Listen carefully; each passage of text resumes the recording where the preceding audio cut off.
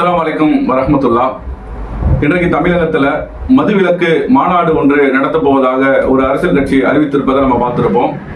இது ஏதோ புதிதாக இன்றைக்கு 2024 இந்த கோரிக்கை வைக்கப்படுதான்னு கேட்டா, இது காலங்காலமாக தமிழகத்தை பொறுத்த வரைக்கும் தொடர்ச்சியாக இந்த கோரிக்கை வைக்கப்பட்டு கொண்டே இருக்கிறது. யாரெல்லாம் இந்த கோரிக்கை வைக்கிறாங்கன்னு கேட்டா, ஆளுங்கட்சியும் எதிர்கட்சியா இருக்கும்போது கோரிக்கை வைப்பாங்க. இன்றைக்கு எதிர்கட்சியாக இருக்கக்கூடியவர்கள் கோரிக்கை வைப்பார்கள். ஆனால் நாளை அவர்கள் ஆளுங்கட்சியாக ஆகும்போது அதே அந்த மதுவிலக்குக்கு எதிரான ஒரு கொள்கையில தான் இருப்பார்கள்.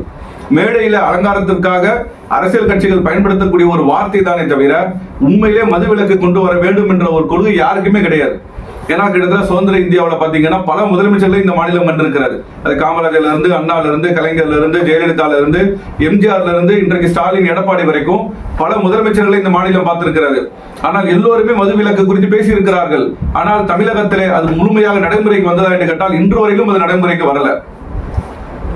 யாரெல்லாம் இந்த மதுவிலக்கு குறித்து பேசுகிறார்களோ அவர்களே நாளைக்கு ஆட்சி பீடத்தில் அமர்கின்ற பொழுதும் அவர்கள் அந்த மதுவிலக்கை அமல்படுத்துவது கிடையாது. மது விற்பனை என்பதெல்லாம் இன்றைக்கு அரசு துறையாக மாறி இன்றைக்கு அரசாங்கமே அது மக்களுக்கு விற்பனை செய்யக்கூடிய அளவிற்கு, இன்னும் சொல்ல போனால் அரசாங்கத்தினுடைய மிகப்பெரிய ஒரு நிதி ஆதாரமாக இன்றைக்கு அந்த மது விற்பனை மாறி இருக்கிறது.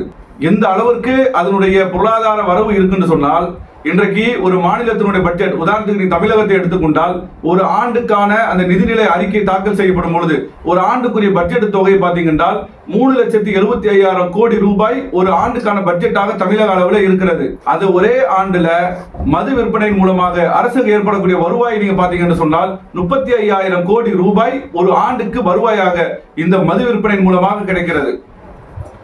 அப்ப கிட்டத்தட்ட மொத்த பட்ஜெட்ல ஒரு 10% ஒரு துறையில் இருந்து அரசாங்கம் பெறுகின்ற பொழுது எப்படி அது போன்ற ஒரு துறையை, ஒரு இலாக்காவை இவர்கள் வருமான இழப்புக்கு எப்படி தயாராக இருப்பார்கள்? மேடை அலங்காரத்திற்கு வேண்டுமானால் மதுவிலக்கு குறித்து பேசுவார்களே தவிர, எதிர்கட்சியாக இருக்கும் பொழுது ஆளுங்கட்சி எதிர்ப்பதற்காக வேண்டி பேசுவார்களே தவிர, கட்சி என்று சொன்னால் அவர்கள் சில பாலிசி, சில கொள்கைகளை பேசி ஆகணும் என்ற அடிப்படையில இந்த மதுவிலக்கை பேசுவார்களே தவிர, உண்மையிலேயே இந்த மதுவிலக்கை நடைமுறைப்படுத்த வேண்டும் என்பது அரசியல் ரீதியாக எந்த கட்சி முன்வைத்தாலும் அதுல ஒரு உண்மைத்தன்மை இல்லாமல் தான் இருக்கிறது.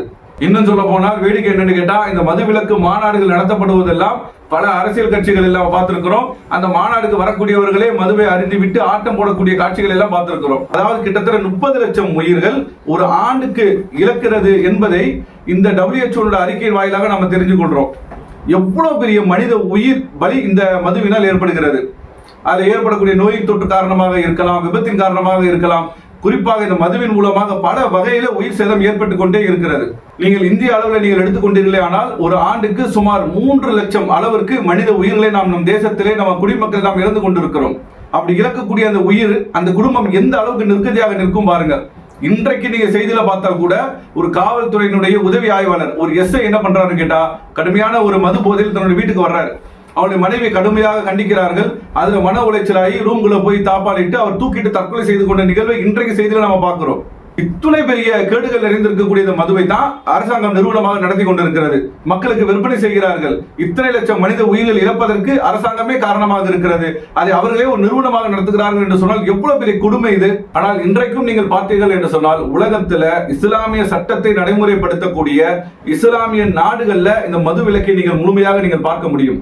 இந்தியாவில் சில வடகிழக்கு மாநிலங்களில் மதுவிலக்கு இருக்கிறது, குஜராத்தில் இருக்கிறது, பீகாரில் இருக்கிறது. ஆனால் சட்டப்பூர்வமாக அல்லாமல் சட்டவிரோதமாக தனியார்கள் நிறைய இன்றைக்கு கள்ள சாராயம் சந்தையில் இருக்கிறது.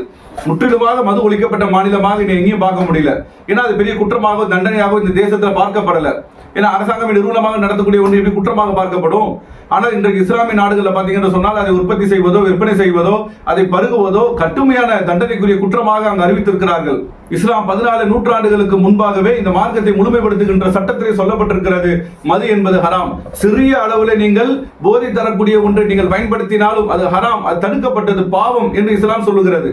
14 நூற்றாண்டுகளுக்கு முன்பாக ஒரு தலைவனுடைய ஒரு உத்தரவு இன்றைக்கு கோடிக்கணக்கான மக்கள் அதை பின்பற்றக்கூடிய அளவிற்கு ஒரு அற்புத சட்டமாக இருக்கிறது. இத்துணை பெரிய கேடுகளை இந்த மனித சமூகத்திற்கு உண்டாக்கக்கூடிய ஒன்றை அரசாங்கமே நடத்துகிறார்கள். வருவாய் என்ற ஒரே ஒரு நோக்கத்தை வைத்து செய்கிறார்கள் என்று சொன்னால் இவர்கள் நிச்சயமாக மக்களுக்கான அரசாங்கம் கிடையாது. இது நிச்சயமாக மக்கள் விரோத அரசு தான்.